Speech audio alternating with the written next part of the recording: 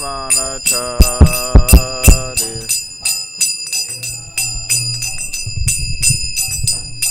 Yamunate Ramanachari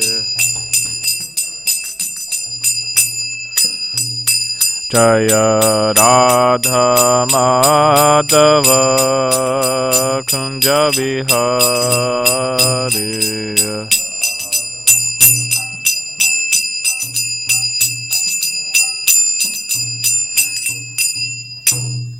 Jayam Vishnupad Paramahamsa Parivrajacharya Ashtottara Shuddhashi Srimad Divine Grace A.C. Bhaktivedanta Swami Prabhupada Ki Jai Grantaraj Srimad Bhagavatam Ki Jai. All glories to the assembled devotees. All glories to the assembled devotees. All glories to the assembled devotees. All glories to Sri Guru and Sri Gauranga. All glories to Srila Prabhupada.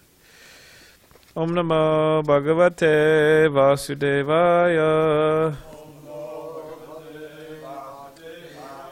Om Namo Bhagavate Vasudevaya.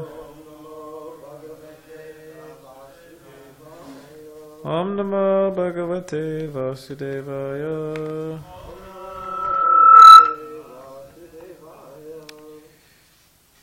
Srimad Bhagavatam, Canto 3, Status Quo, Chapter 32, Entanglement and Fruit of Activities, Text 38. Jivasya Sangsatir Bhavir Avidya Karmanir Mitaha Yasvanga Prabhishan Atma Navedagatim Atmanaha Jivasya Sangsatir Bhavir Avidya Karmanir Mitaha Yasvanga Prabhishan Atma Navedha Gitam Atmanaha Jivasya Sangsatir Bhavir Avidya Karma Nirmitaha Yasvanga Prabhishan Atma Navedha Gitam Atmanaha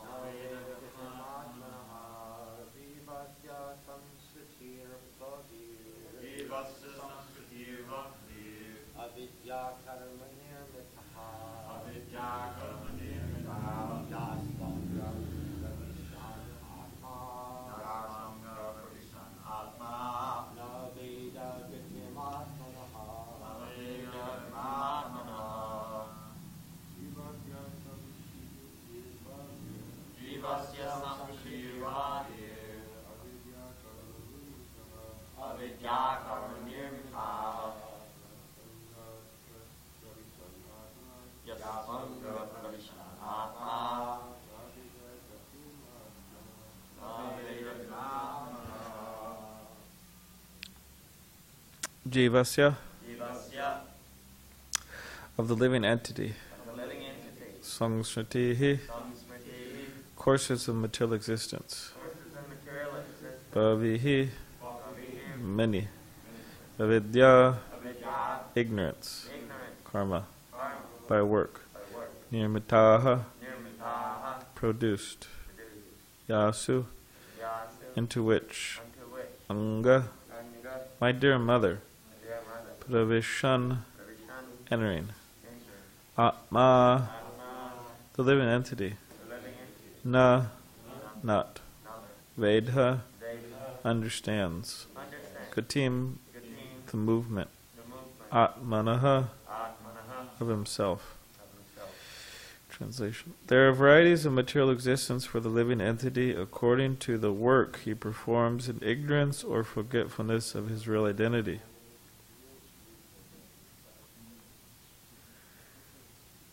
My dear mother, If anyone enters into that forgetfulness, he is unable to understand where his movements will end. Purport.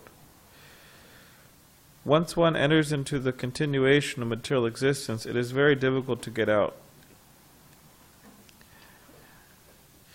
Anyone have that experience?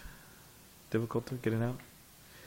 Therefore, the Supreme Personality Godhead comes himself, or sends his bona fide representative, and he leaves behind scriptures like Bhagavad Gita and srimadbhagavatam, so that the living entities hovering in the darkness of nescience may take advantage of the instructions, the saintly persons and the spiritual masters, and thus be freed. Unless the living entity receives the mercy of the saintly persons, the spiritual master, or Krishna, it is not possible for him to get out of the darkness of material existence.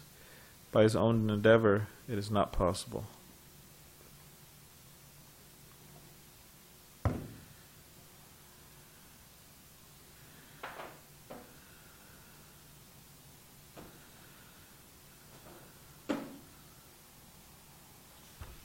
I'll just read one more, or two more. Naitat kalaya podeshan navid nitaya karachid na subhyaya na binaya naividharma dvijaya cha. Lord Kapila continued, this instruction is not meant for the envious, for the agnostics, or for persons who are unclean in their behavior. Nor is it for hypocrites or for persons who are proud of material possessions. Text 40. Na lolupaya podeshan agriharuda chetase na bhaktaya chame jatu namad bhakta dvishamapi. So tomorrow's verse, Jamal, for writing will be 41. So, translation. It is not to be instructed to persons who are too greedy and too attached to family life, nor to persons who are non-devotees and who are envious of the devotees and of the personality of Godhead. Purport. Persons who are always planning to do harm to other living entities are not eligible to understand Krishna consciousness and cannot enter into the realm of transcendental loving service to the Lord. Also, there are so-called disciples who become submissive to a spiritual master, most artificially, with an ulterior motive. They also cannot understand what is Krishna consciousness or devotional service is.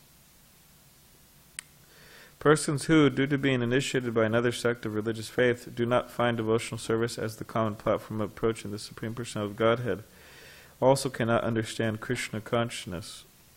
We have experienced that some students come to join us, but because of being biased in some particular type of faith, they leave our camp and become lost in the wilderness.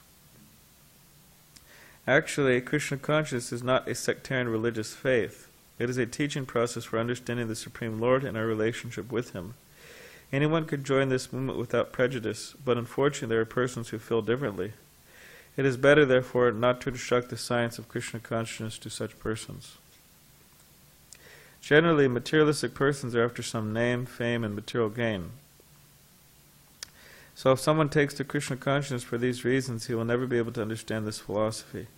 Such persons take to religious principles as a social decoration. They admit themselves into some cultural institution for the sake of name only, especially in this age. Such persons also cannot understand the philosophy of Krishna consciousness. Even if one is not greedy for material possessions, but is too attached to family life, he cannot understand Krishna consciousness. Superficially, such persons are not very greedy for material possessions, but they are too attached to wife, children, and family improvement.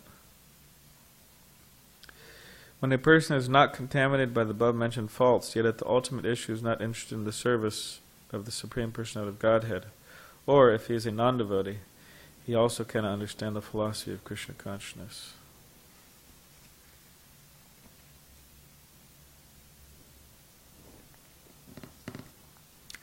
Om Ajnanatimirandasya Gananjana Shalakaya Chakshudhanvadatamena Tasmai Shri Gurave Namaha Kam Karirvachalam Vangam Langai Tegirim Yakripa Tamaham Vande Shri Gurun Dinitanam Vancha kapadubhishcha kripa sindhubheva patitanam bhavanebhyo vaishnavebhyo namo namaha.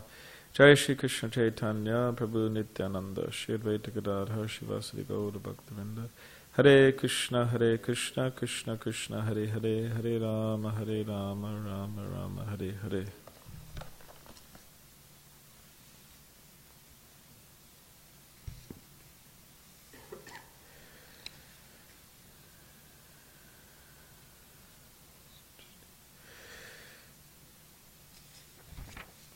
So what happened to our friend? Did he leave?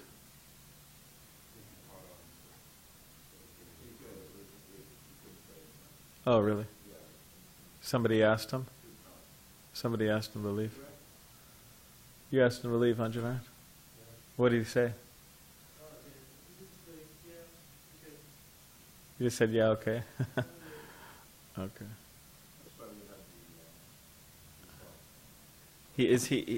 But he said he's not going to wash his feet and come back. Okay. Yeah, that's why I have these things in my nose. What I did is I put cotton ball, and I put a little of the oil that we use for the deities, and I put it in my nose. That's why I have.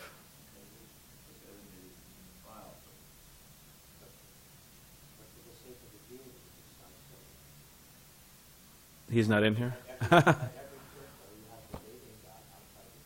Yeah, that's true.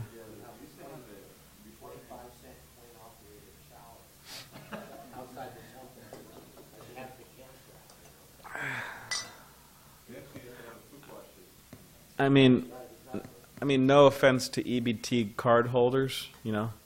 EBT is it's a government-sponsored card. And then you go to the store and you could get food for free practically if you're so no offense to EBT card holders, but part of that shower system we could have an EBT card swiper, and then they could use their card to yeah, it was too much. I don't know. Yeah, for some reason I was feeling sensitive this morning, so that's why I left part of the Guru Puja.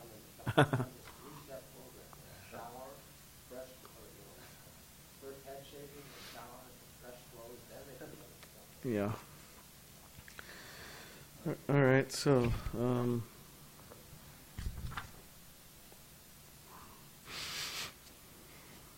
so the continuation of material existence is, Prabhupada said, is very difficult to get out. And specifically, it will for sure, 100%, without a doubt, continue as long as one doesn't avail themselves of the association of pure devotees and of Krishna. So, a sure way to not get out of material existence is to stay in close association of those personalities who are not interested in Krishna, non-devotees, Mayavadis, materialistic people, and so on. There's many different categories and subcategories of personalities that we're meant to stay far away from. But if we want to continue material existence, then we could become close with those people. That's a sure way to do it. And a sure way for our material existence to stop, or for us to get out of material existence and enter the blissful spiritual existence of Krishna consciousness, is to associate very closely with pure devotees of Krishna. This is the sure way, 100% guarantee. And it may take time, depending on our ourselves, but means that depending on our sincerity, depending on our seriousness, there's probably thousands of people who got the opportunity to hear Srila Prabhupada speak in person. And sometimes you meet people like that. Oh, hey, I met your leader back in 1972 in New York City. You meet somebody on book distribution or something, but they didn't really become devotees. They say, oh yeah, he told me this and he told me that, but yeah, they didn't really take to it, where some did. So depending on the person's sincerity, seriousness, like that, they either accept it or don't. Even if they come in contact with such a personality as Srila Prabhupada. We had that, our bhakti sage, remember? Our bhakti sage? We can't forget our bhakti sage. We could pray for sage. But sage, he said his mother was in New York City at the time, because his mother and him are from New York. And he said that his mother actually went to one of Prabhupada's classes on 26 2nd Avenue. And heard the kirtan and took prasadam and all that. And Sage said that at that time his mother was pregnant with him. So he was there hearing the transcendental sound vibration of Srila Prabhupada and like that. And of course he joined the temple here, and there was a brahmachari for some time, and whatever, had some little difficulties later. But so anyways, his mother came in contact with Prabhupada. It's interesting.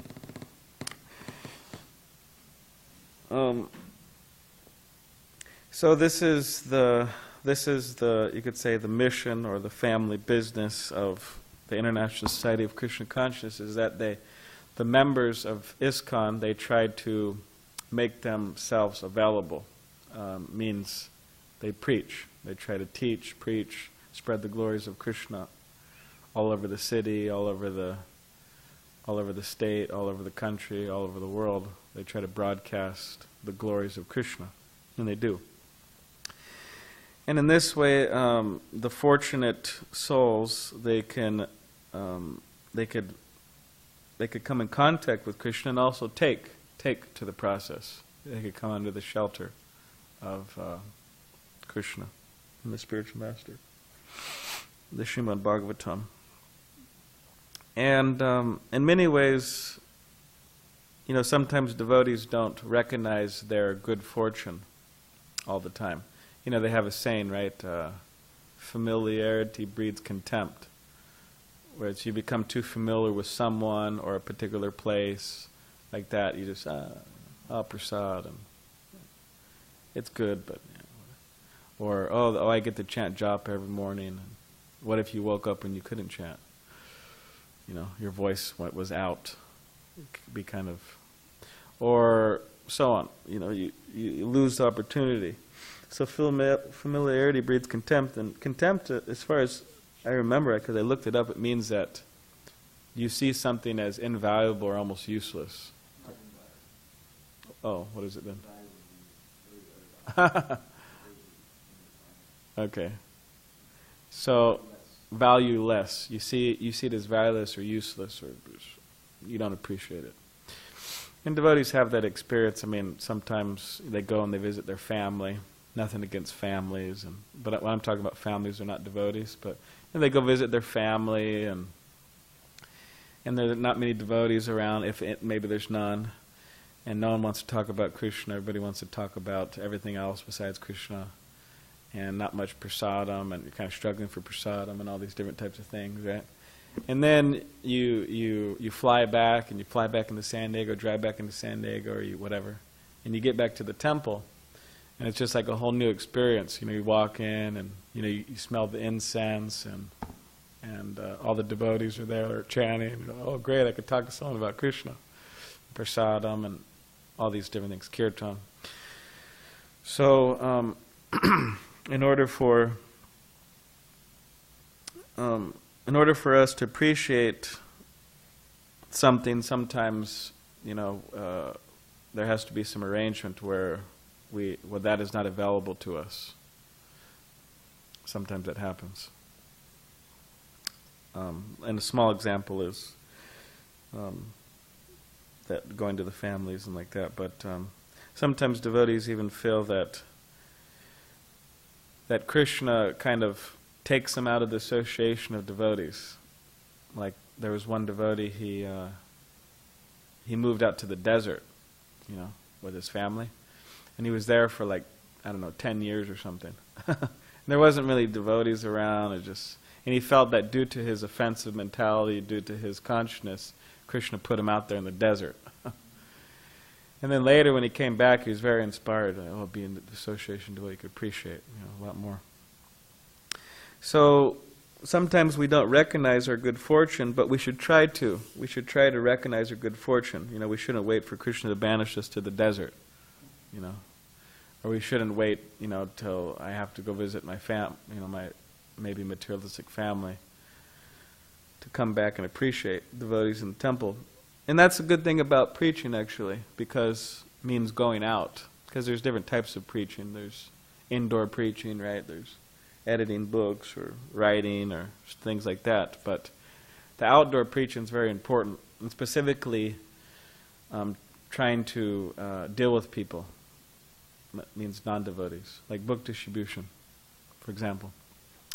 Because book distribution, you go out and you meet some nice people and this and that, but you also, there's a big part of book distribution is getting rejected, 500 times in one day.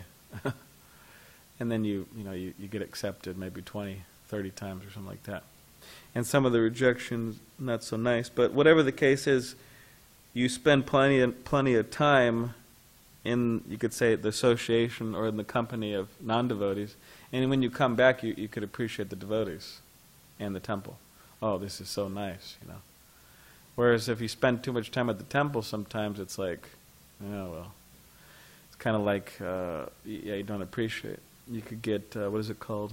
One devotee of Rajbasi, he used to call it, you got cabin fever.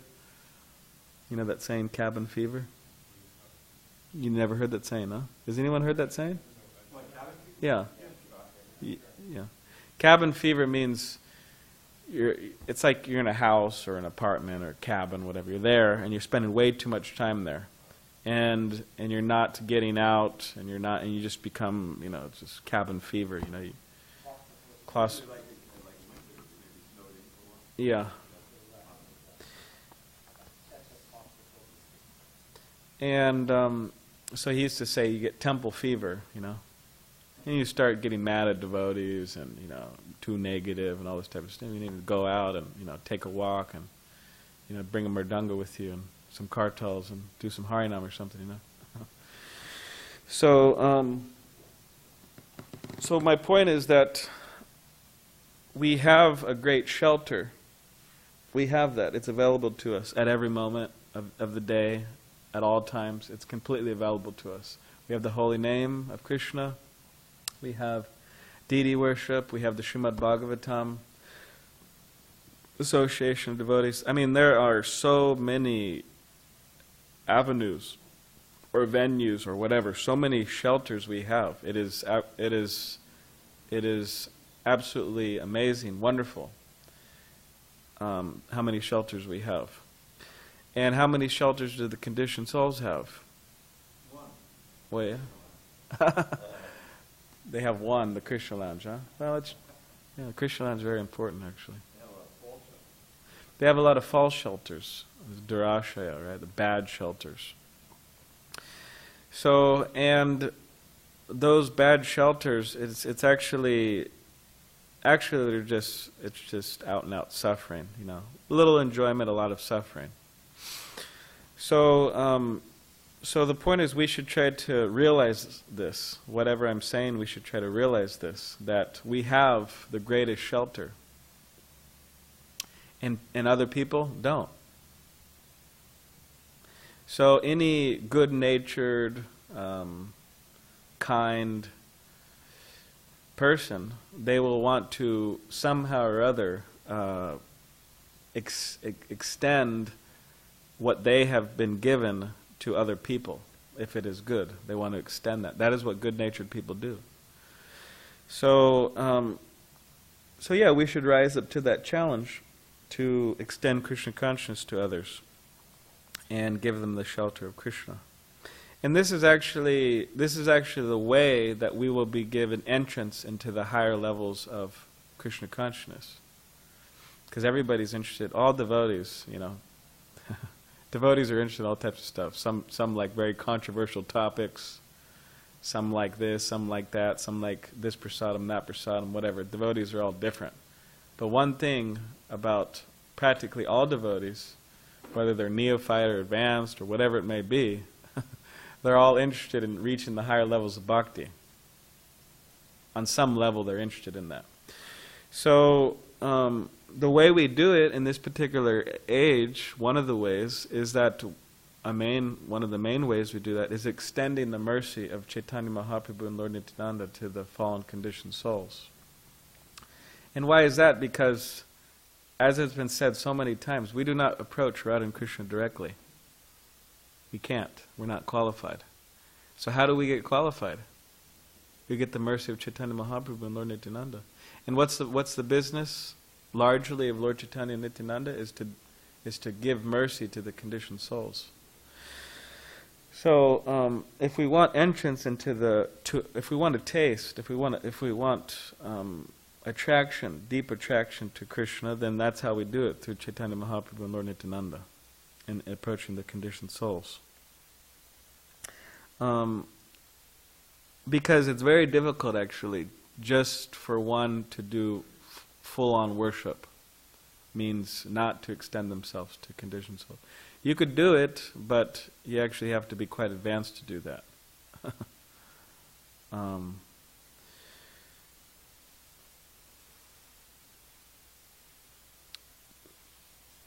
So yeah, this is the point, that we have to try to extend ourselves.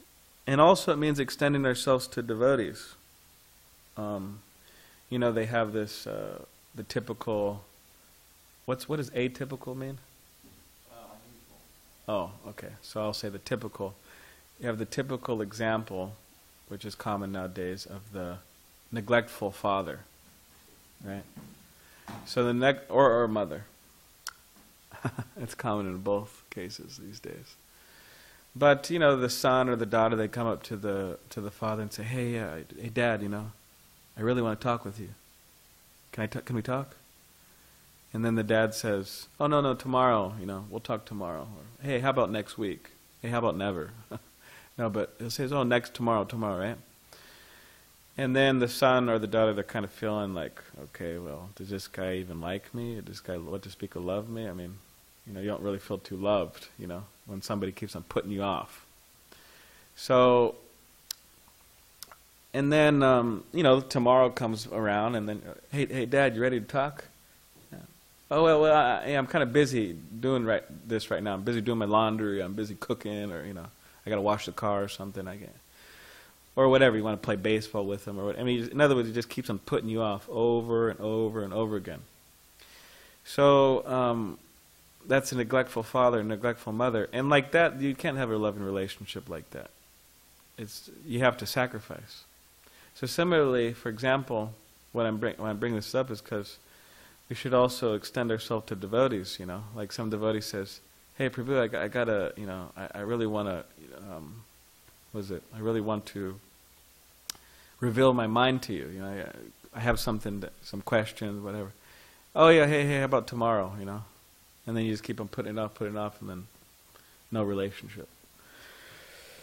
Or they want to spend time, for example. They want to read. Like I had brahmacharis in the past that they wanted to read with me, and sometimes I would do it, but looking back on it, I probably should have done it more than I did, So I was kind of being like the neglectful parent, Oh, tomorrow, That's not good. You don't develop relationships like that. So in other words, you have to sacrifice time, and that's what Prabhupada did. He sacrificed time.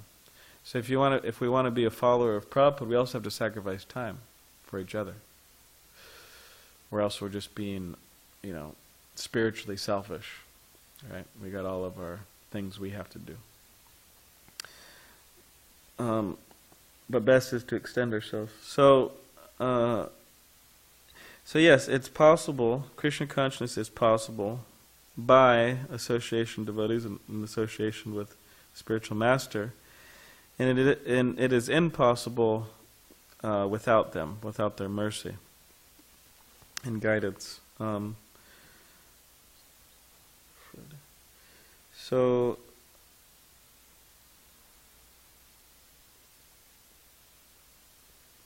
So yeah, there's quite a lot in the next purport, which I haven't really even, and it's getting a little.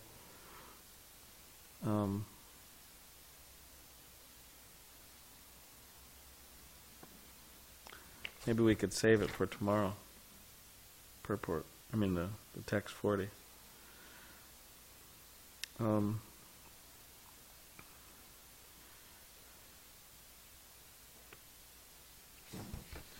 But so yeah, the last thing I'd like to say is that we have to try to be honest with ourselves in the sense that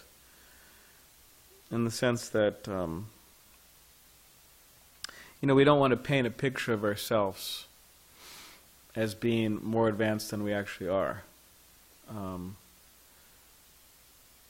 So, in other words, it's like this kind of pretending, like, oh, I'm actually really advanced, but and this is how I display my advancement by whatever, eating 2 chickpeas in the morning and in the afternoon I take a cup of yogurt or whatever and I don't whatever. There's so many ways to, and I chant 50 rounds, and I make sure not to associate with devotees too much because they're all neophytes, besides me and stuff like that. But really, that's just like a recipe for a disaster. So we should be honest in the sense that, we should realize where we are in Krishna consciousness and be humble about it and extend ourselves to devotees and others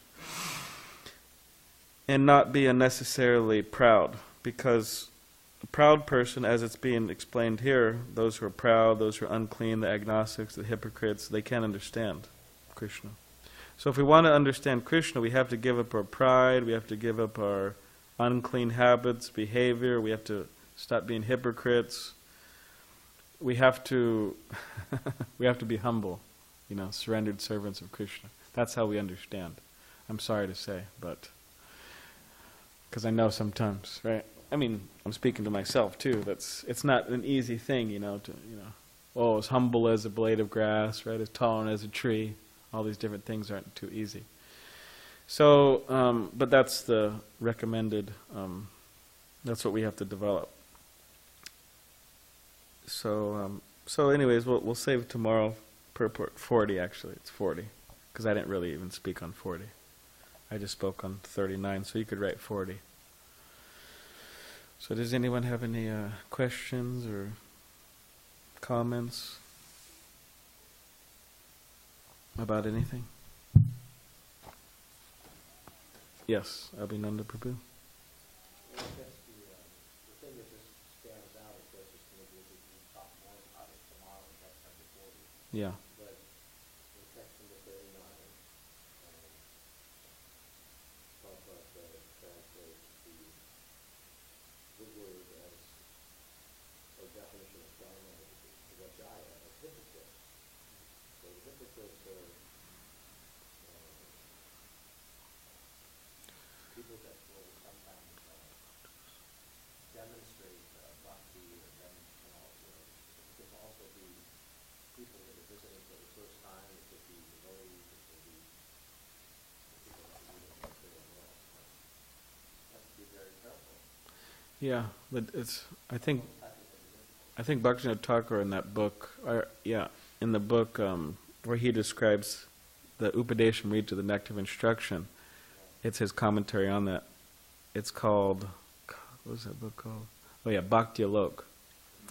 So in that book, he mentions different persons to avoid, like non-devotional personalities to avoid, and he mentions the Dharma Dwajas, which those are the, they're religious and all these different types of things, but they have materialistic, ulterior motives.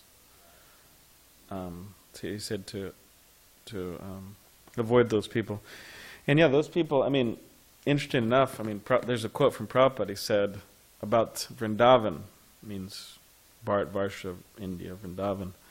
He says that Vrindavan is full of Mayavadis. I was like, oh, okay, very interesting. Because you think, Vrindavan, it's like, I mean, of course, there's so many statements, right? Oh, the Vrajvasis and all these, but then Prabhupada says, oh, it's full of Mayavadis. And you see, like, the Mayavadi guys, they come in, they build their big temple, and they have some absolute nonsense philosophy, Like he is Mahaprabhu and all this. Like one guy came and he said he's Chaitanya Mahaprabhu, and he built this big temple. And then I heard he died in some tragic way, like he was like in the bathroom, and he like slipped and, anyways. Mahaprabhu doesn't, yeah, Mahaprabhu doesn't, leave the world like that. But, yeah, so, yeah, we have to be careful that our motives are right. My guru, he said that there was this, devotee in Vrindavan. He was part of the 24-hour kirtan. Young man, and I'm sure, whatever, young man. And he, he would sing, and, he had a tendency to want to impress people. And as a young man, sometimes, young men that want to impress young women. So that was his problem, right? So he was thinking, oh, how am I going to deal with this? And then one night he had a dream. He had a dream. And in the dream, he said that he walked up to Prabhupada, the Prabhupada Murti in the Krishna Balarama Mandir. And then Prabhupada started talking with him. It kind of, came to life, you could say, and started talking with him. And he said, oh, my dear so-and-so, and I'm very happy you're leading this kirtan, and I want you to continue leading 24-hour kirtan. But if you sing to impress women, then you'll go to hell, That's what Prabhupada said to the young man. So anyways, that probably, helped him, wake up and kind of cool it with his program. So, but yeah, we want to be careful that we're doing things for the right reasons and for the pleasure of Krishna. That's what I do. Does anyone have any other? Yes, Judy? I have a question. This came up many years ago when we first, actually, it came up first with the Gita Gita, which was kind of self-evidently an internal book, for devotees, and the Radhakrishna is the most important devotee. And so, you figured when we printed it in 76, it was kind of 2,000 for the devotees, but I said, no, this is a master's distribution book. Okay, so I was doing that, watch over it. And the same thing is, how does that work? And the same thing is, Gita says this instruction is not meant to be English, to be master for the person, but these books are going out. Yeah, so that's the question. Yeah. So how do we understand that? Yeah, that's an interesting point. Yeah, you see some of Prabhupada's statements, and he says that you should go systematically through the cantos, heading up to the 10th canto, because you can't just jump all the way up to the 10th canto because you'll misunderstand it. So you should go slowly, right? So that's what Prabhupada would stress it all the time. He would say that. But interesting enough, what Srila Prabhupada did is he, made a summary study of the 10th canto, named the Krishna book, and practically speaking, that summary study is more or less a translation verse by verse. It's like 90 chapters or something. So, and then what did Prabhupada do? He said, okay, now print it and mass distribute it, right? But then he'll say, hey, you can't go you got to go systematically to the 10th canto. So, but he made Krishna book and said mass distribute it. So that's a very interesting thing that Prabhupada did. And you could say, oh, well, he just did it for his disciples because he wasn't sure how long he was going to continue, so he wanted to give them the 10th canto, all these types of things. But Prabhupada said mass distribute it. So what could be said about this is that Srila Prabhupada wrote Krishna book, and he presented Krishna consciousness in such a wonderful, amazing way, is that it's very hard for people to get the wrong idea. For example, in Krishna book, he'll say the Supreme Personality of the Supreme Personality of Godhead, the Supreme Personality of Godhead. He says that so many times. Why? Because he's nailing it into people's consciousness that, hey, this isn't, he's not saying nothing against, Radhika and Radhe and, Kanai and all the different names of Krishna, nothing against those, but if you say those, then people might mistake it, he's just like an ordinary boy, ordinary girl, and so it's ordinary, materialistic affairs of this world. But Prabhupada says, Supreme Personality of God, it's Supreme Person. So nail it in our consciousness that this is not just an ordinary boy, this is God. This is the Supreme Boy. So that's an amazing thing that Prabhupada presented in such a way that it could be understood and accepted by a lot of people. Even, you could say, that would otherwise be unqualified. And, some people, they go as far, some people who are in Maya and bewildered by illusion, they criticize, ISKCON, or they criticize Prabhupada or whatever for, you have to go somewhere else to get the higher levels of bhakti, these different types of things. But, if you analyze what Srila Prabhupada did, it's actually quite amazing. And what he's doing, it's quite amazing that, they say they're, people may claim that they're the real worshippers of Radha and Krishna, but Prabhupada, he established Radha Krishna deities all over the world, for one, and he, in that Krishna book, distributed all over the world, the glories of Radha and Krishna. So, yeah, that's he made it available and, understand a standard. He wrote it in such a way that people could understand it. And Prabhupada knew, he knew the Western mind. Devotees bring up the point that Prabhupada spent time in, Times Square? Yeah, he spent time there in Times Square in New York, and he spent time, so he knew who he was dealing with. So somehow or other he very expertly, and even in his books, if you analyze a lot of the Acharya's books, Prabhupada writes in a quite a different way. Not absolutely different. He, of course, takes from the Acharyas, but he has his own way in explaining, and he'll emphasize certain things a lot that, for example, the other Acharyas may not. Why? Because he understood how to present it very clearly to everybody, or else people become confused. Even now, anyways. But so is that? Do you have anything to add, Srila Prabhu? Or is that okay? Or? Not really. That was Prabhupada.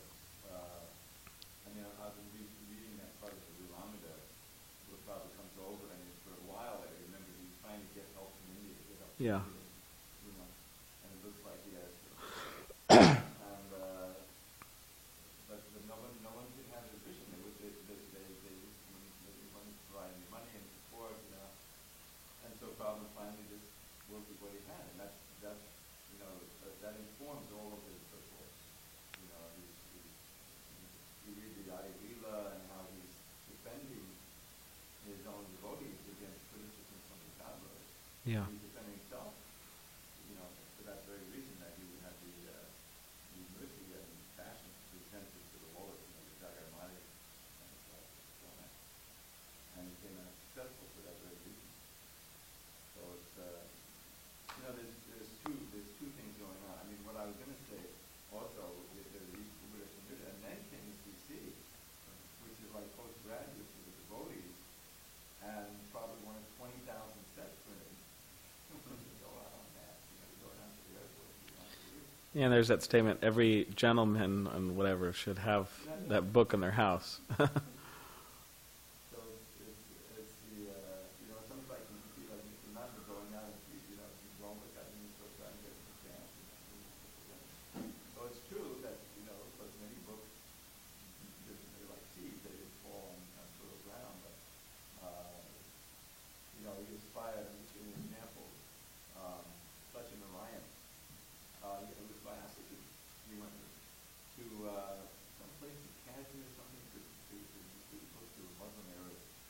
And they met Prabhupada, and they came back to Delhi, I think it was.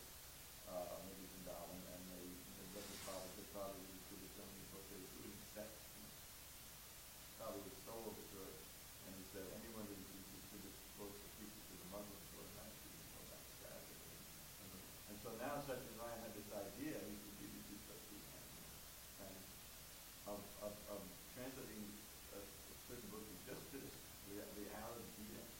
Just came out. And we had these small books designed very nicely to distribute to Arab students in America. They travel all over, the wealthy sons and daughters of the Shah, whatever, and they're fascinated by it, especially in their own language,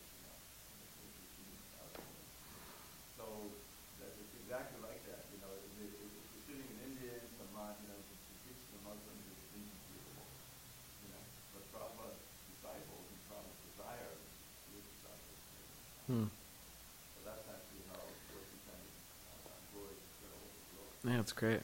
So you want to end with something, Abhinanda? On the same line with regard to that question that you're going to ask, why are the intimate or advanced levels of Krishna consciousness books distributed to us? We are looking for the moon. We're not looking for necessarily a bunch of stars. So Srila Prabhupada gave us wonderful touchstones to, and is still giving to the masses, because we're looking for those individuals who can really help this planet. Of course, most people won't grasp it, but just imagine those rare Arabs that are spiritually conscious, that pick up a Chaitanya Charitamrita and become so, or Bhagavad Gita, their whole life can change. And they take them back. Saudi Arabia, but the wealthy Christians study in Harvard. In other words, we may distribute thousands of books, but if just one of those thousands produces a pure devotee, then our mission is. Yeah. One time I was going to India, and Radha Krishna dropped me off. Our old Radha Krishna from here. He's from Iran or something, right? Oh, Dr. Radha Krishna? No. Yeah. Not the one up at the Gita. No.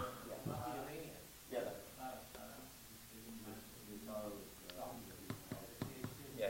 And then this devotee, when I was getting on the plane, and I think I was taking Qatar Air or something like that, and Radha Krishna, he gave me few Arabic books.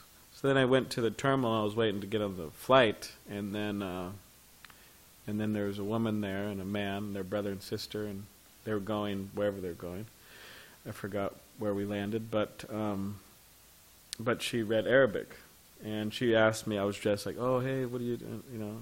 And then she said, lives in L.A. and I said, "Oh, here, take a book." I gave her a book. So whenever we go on these flights, China or this and that, a lot of those people there, you could bring the books. And all right, Granthad srimadbhagavatam ki jai.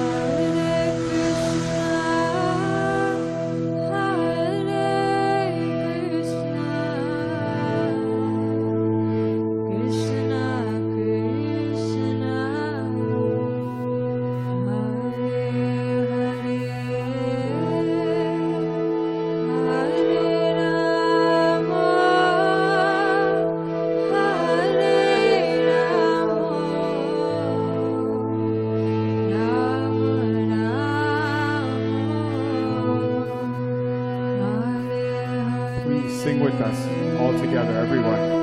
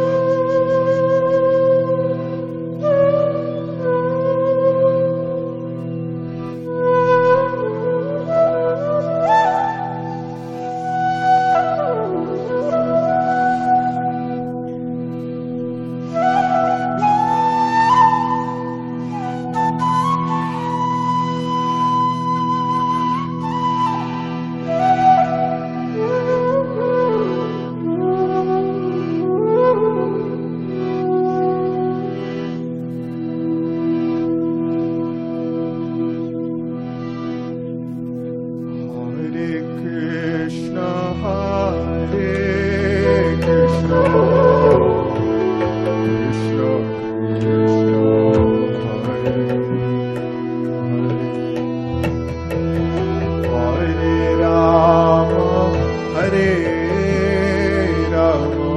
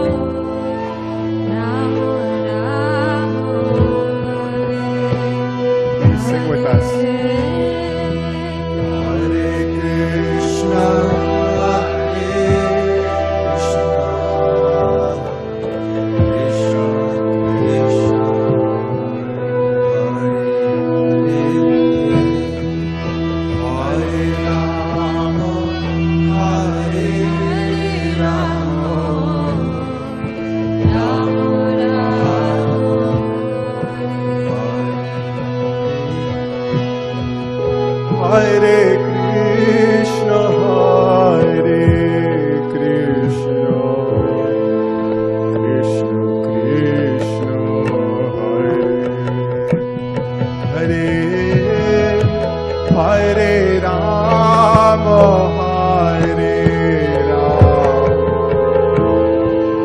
Rama Rama, Hare Hare.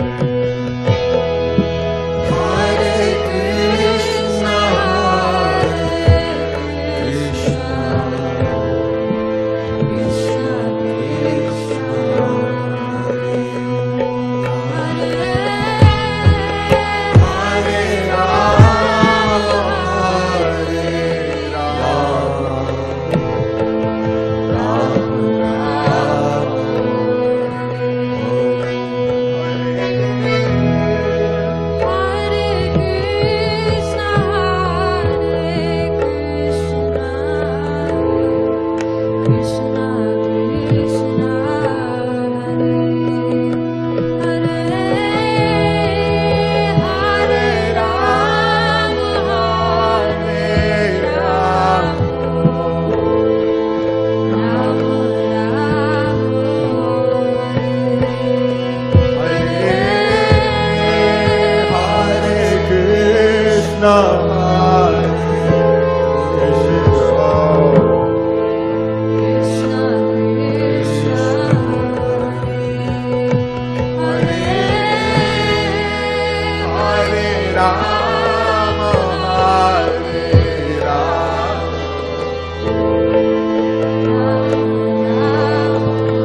Hare